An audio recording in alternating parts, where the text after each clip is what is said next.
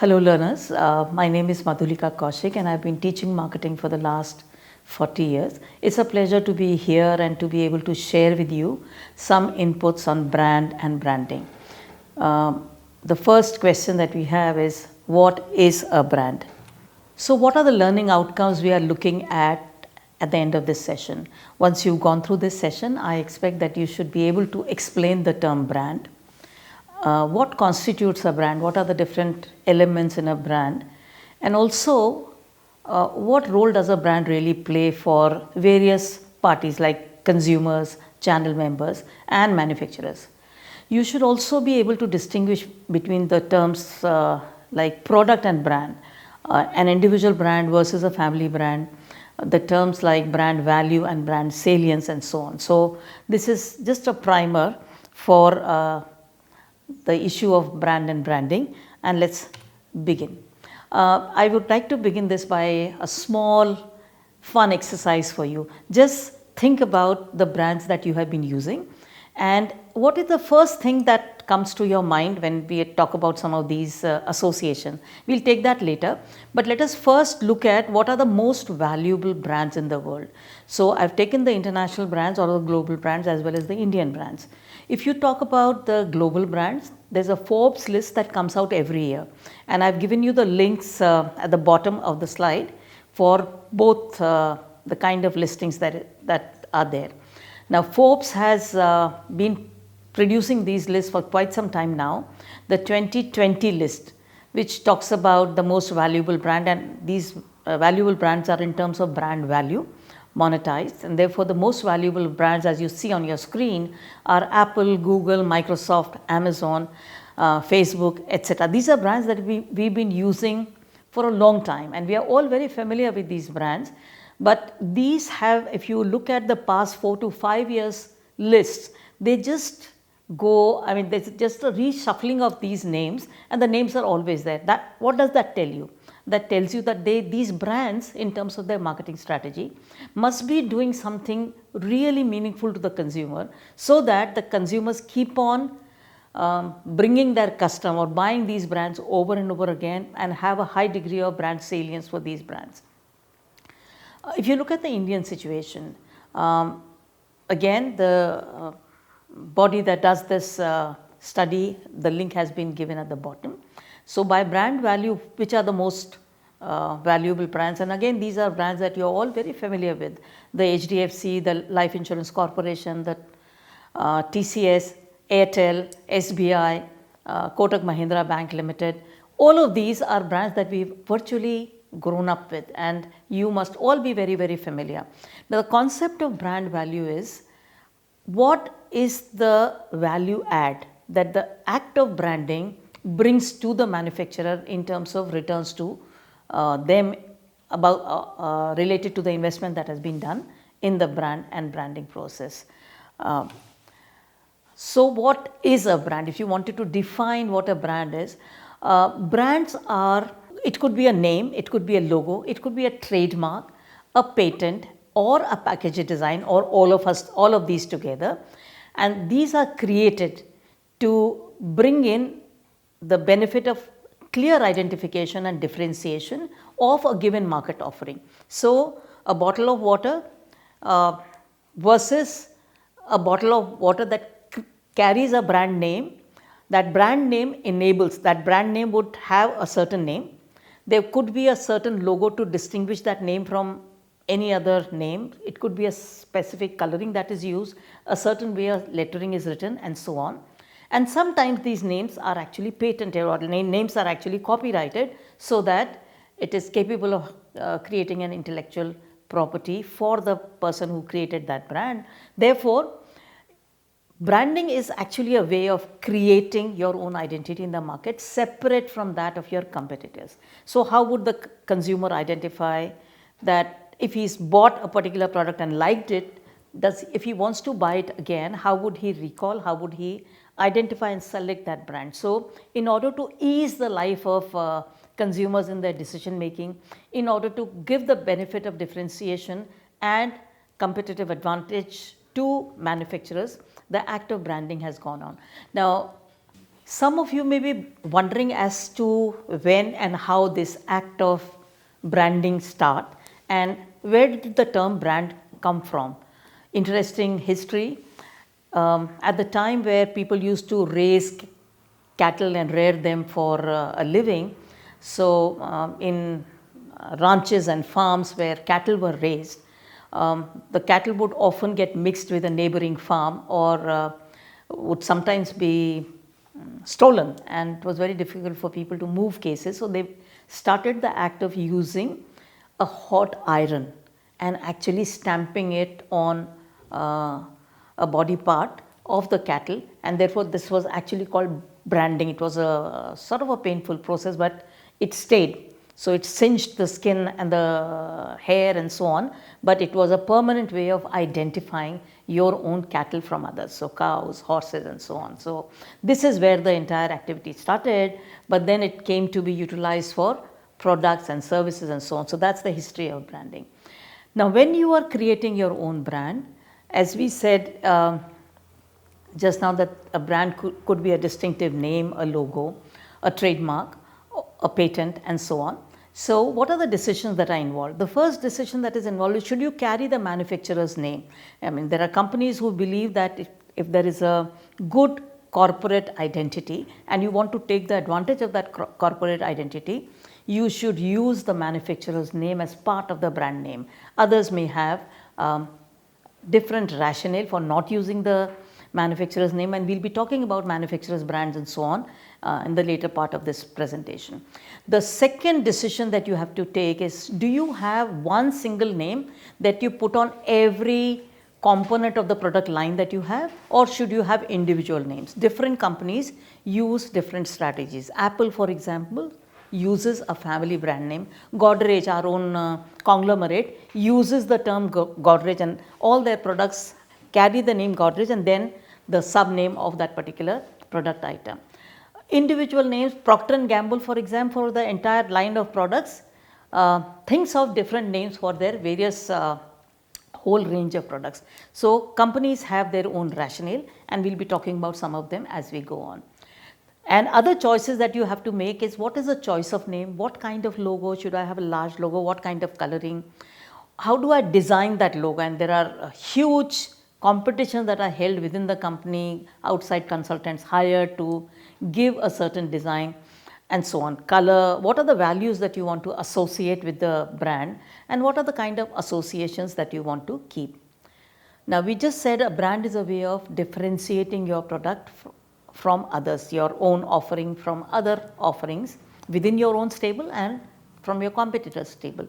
But what is the basis of differentiation you would like to choose? Is it taste, color, size, effectiveness, some kind of a usage quality and so on and so forth. So you need to take that decision before you decide upon the brand name, and this is the brand that I am going to use, because the basis of differentiation somehow has to be reflected in the brand name. The brand name can be evocative of that differentiation.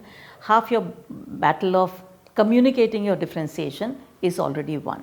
Now we've been talking about what a brand is, and we've just generally said that it's a way of distinguishing your product offering from your competitors. But what does a brand really accomplish? What does it get for you? Because you must have realized from the discussion that we've had so far that there is a significant investment that goes in building a brand, creating a name, communicating that brand idea and so on. How does a brand really accomplish the values that accomplish the benefits that we associate with the act of branding, or the outcomes we are looking for when we are putting in this investment? We will look at it from different perspectives. What does a brand accomplish for the consumers? What does it accomplish for the manufacturers and for the middlemen, that is intermediaries?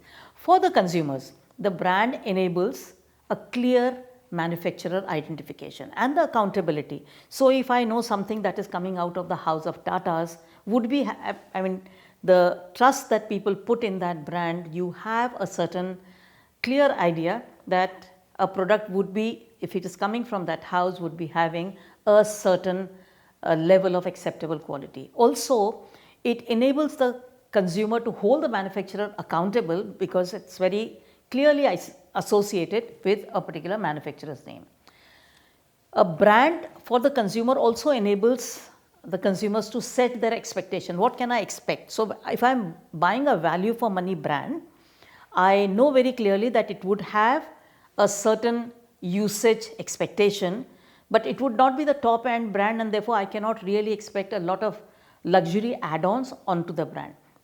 Again, if I am buying a very top end brand, let us say you are buying a piece of suitings which is from a brand which is a high end brand, then you would expect the benefits of exclusivity of a certain quality and so on. So, a brand and the associations that go with a brand allow consumers to set their expectations and therefore enable them to have a certain kind of purchase assessment or post purchase assessment as a result of this brand buying. Branding also enables you to manage risk in your buying, because there are hundreds of brands, and when you start using some and you have some experiences, or when you hear others talking about their brand buying experiences, you can actually then therefore assess the risk that you are going in when you are buying a brand, a completely unknown brand versus a slightly known brand or brand that has been there for some time. You have ways of assessing what is my risk in buying. Branding again allows you to validate your experiences. The first thing we talked about was setting expectations. So, once you have had certain expectations and you put the brand in use, you can then measure at the end of the purchase exercise or usage exercise whether your expectations have been met or met partially or fully met, or have you been delighted in the sense that they have been more than met, the brand exceeded your expectations. So, you are able to validate your own experience and your own perception when you initially bought the brand to the time when you actually use the brand. So, all of this validation allows consumers to build in their own internal fund of information about various brands and use them as guide in further buying. Therefore, your risk progressively goes down when you have series of brand buying experiences. Again, because brands try to create a certain image and they also try to create very consciously certain associations with the brand. Now, when these associations are there, as you go further in your study of marketing, you would realize that consumers, when they are buying, they seek a consonance of their own personal image with the brand image. So, you build up a personal association. We said, this is me. You know, I am an iPhone person, or I am a Samsung person, I am an Android person versus a. So, what happens is that when there are conscious efforts by the manufacturers or brand creators to create a brand identity and a brand image, the consumers interact with that and derive their own meaning, and they over a period of time build their own personal association with the brand. For example, a brand of strong coffee and strong tea versus a person's own choices in buying. So, he then builds up an association, this is the coffee for me and that is the brand of tea for me, and so on. All your frequently used products like your sports shoes, so Nike versus Adidas versus whatever. So, this is, you may try a few brands and then you say this is the brand that works for me, and over a period of time you build up a personal association. That a branding exercise therefore allows you to say this is my preferred choice.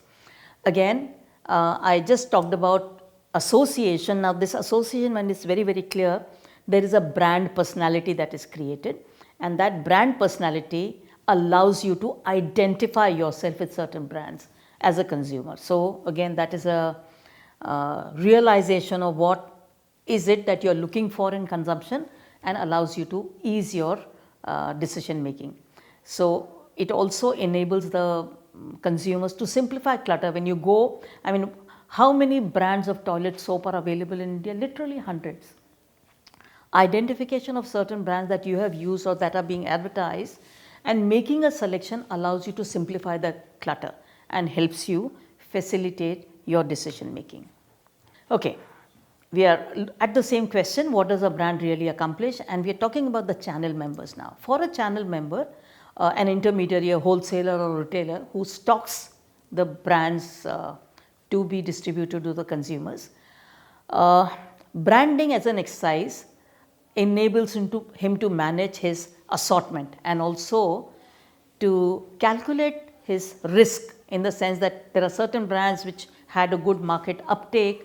So, should I stock these, or when the rate of pickup was very fast, or the rate of pickup was slow, partly because the brand was new, what is the kind of effort that I have to make in order to get this brand to become popular among my target customers? Do I advise them? So, all of these kind of tasks that are associated and the kind of risk that would be there is eased out when you have clearly identified brand names and brand personality. Again, long term investment decisions by the channel members are also facilitated when you look at the brand growth trajectory and you are able to take decisions. Do I get into a long term contract with this supplier to have an exclusive dealership contract for this brand, or should I not go there? So, these get facilitated. And when you have brands and you can understand the value a brand is able to offer, you are also in a position of offering customer advice and you can give them informational support. For example, a new detergent has come into the market and consumers come and ask you as a supplier as to what is the feedback, how are people liking it. You can actually say that this has got a better shelf life or has got certain ingredients that can help you better. So, all of these things are accomplished because a brand and a certain value proposition for the brand is associated with that name. So, this is what branding does for the intermediaries. For the manufacturers, of course, these are the people who actually made investments in creation of the brand identity and so on. So, when you are putting in effort and putting in investment, putting in informational support to create a recognizable name and set your product apart from all other manufacturers, you would like to ensure that this act of branding enables identification, recognition and recall. So, when you associate these values and you keep on reinforcing these values through your marketing communication, you hope that the consumers will be able to recall your brand fast and so on.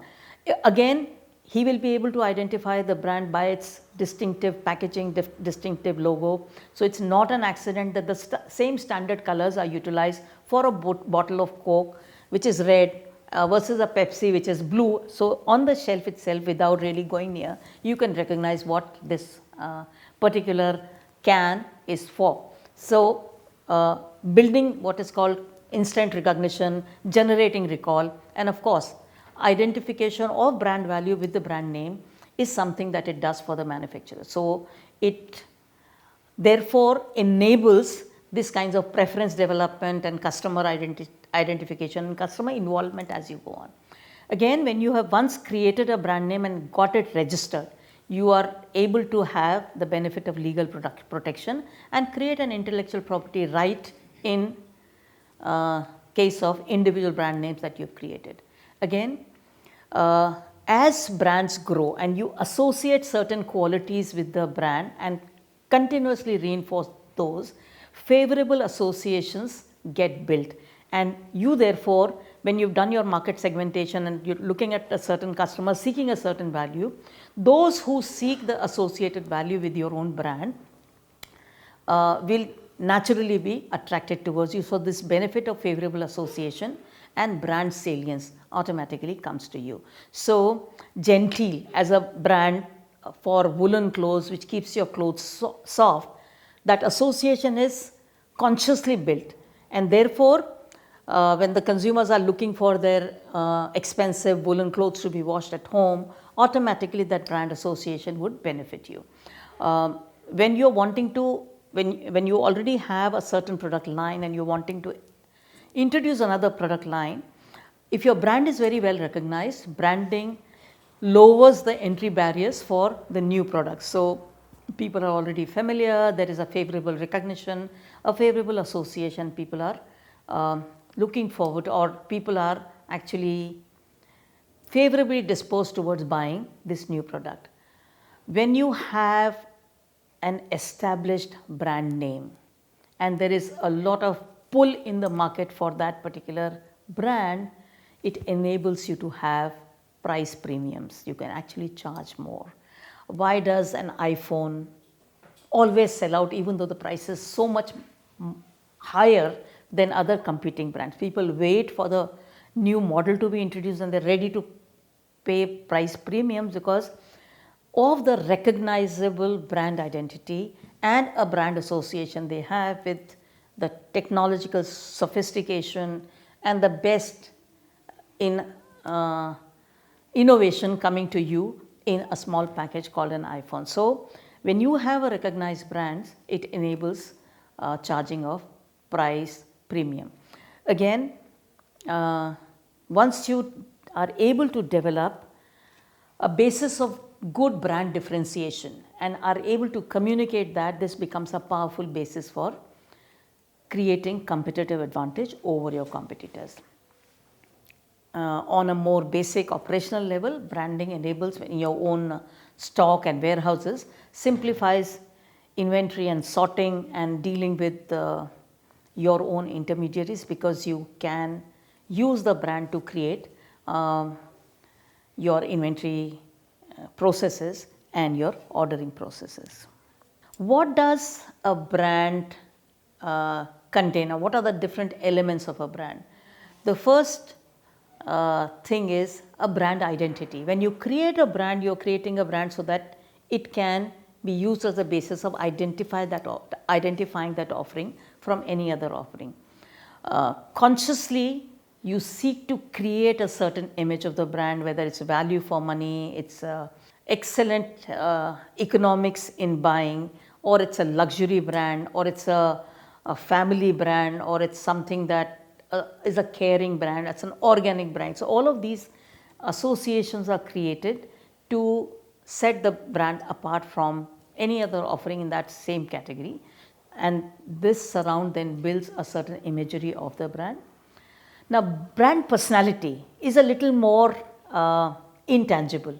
When you identify certain variables that you associate with the brand in terms of the market leader or the market follower, or when you are the market leader, what are Philips, for example, used to talk about innovation and new. Today it started talking about sense and sensibility, and how do you make, initially making lives better, then innovation and new, now sense and sensibility. So, there is sense in bringing the newest innovation to you, and how do we. So, ultimately the basic tagline of keeping life or making life continuously better, that theme is there, but you keep on associating these new innovative lines with the brand, so that over a period of time the consumer begins to recognize the brand as something that is in the forefront of bringing a new innovation to you, so long as that innovation is capable of making your life as a consumer better, and so on. Brand positioning is the art, is the act of creating a place in the consumer's mind. So, you are creating a image, creating a position in the mind space of the consumer. Please remember that mind space has other competitors as well, right, and the consumer's own past brand experiences and so on. So, what is it, where do you want to be, what do you want to be evaluated as, not in your terms, but in the terms of the consumer, and how does the consumer really see you? Brand equity, on the other hand, is the value that is a measure of the power of the brand at the retail level. So, what is it that all the above that you've talked about, brand identity, personality, positioning, imagery, have given to the brand, which is the value of the brand over and above the product benefit? What is the brand worth as a product, as a basic product, and what has been added on the basis of all the ingredients that have been added. So, brand equity is actually a financial construct. You can actually measure, and there are various kinds of models of measuring brand equity, and this is actually something that over a period of time becomes very valuable. I have the first slide that we were talking about in terms of most valuable brands are actually on the basis of brand value measured as brand equity. Brand experiences, what are the experiences that you are envisaging a person would have when he uses the brand, and what is the feedback from the customers. What are the different kind of experiences you are planning and what actually happens. Brand differentiation in terms of price, in terms of packaging, in terms of size, in terms of value, in terms of taste, odor, whatever. So, what is the basis of setting yourself apart that you have planned and that you are trying to communicate. So, brand differentiation is the criteria on which this brand stands apart from its competitors. Okay, what is brand communication? Having created all these values, you need to let your customer know that this is the brand with these set of differentiable values. Now, entire body of communication that is designed, this could be, and generally when we are looking at brand communication, we are looking at integrated marketing communication. Talking about the product in electronic media, print media, billboards, word of mouth, social media, all of that put together, and this does not happen by itself, it has to be planned. So, everything that you say or project about the brand using media of communication is known as brand communication, becomes a key ingredient in creating the brand identity. What is brand extension? Once you've created a particular brand and the brand is fairly well recognized and so on, and then you realize that there are certain segments of your consumer population that are not being covered by your existing product benefits. So, what you do is you add some other benefits and just extend this brand to cover that market. A very common example, Colgate. Colgate as a toothpaste used to talk about strong teeth, calcium, XYZ, prevention of bad breath and so on. Some years earlier, what happened was a completely herbal brand came into the market and disturbed the entire toothpaste market in India. Now, people started realizing that organic, herbal, Ayurvedic is something valuable, and therefore, people who want that kind of benefit, our brand is not able to cover that. So, what they did was, the Colgate name was there, they started another variant called Colgate Ved Shakti. So, you are talking about a herbal or an Ayurveda based product to cover that category of consumers who were Colgate customers, but had were looking at other options because they wanted to have the benefit of the natural, herbal, Ayurveda kind of a thing.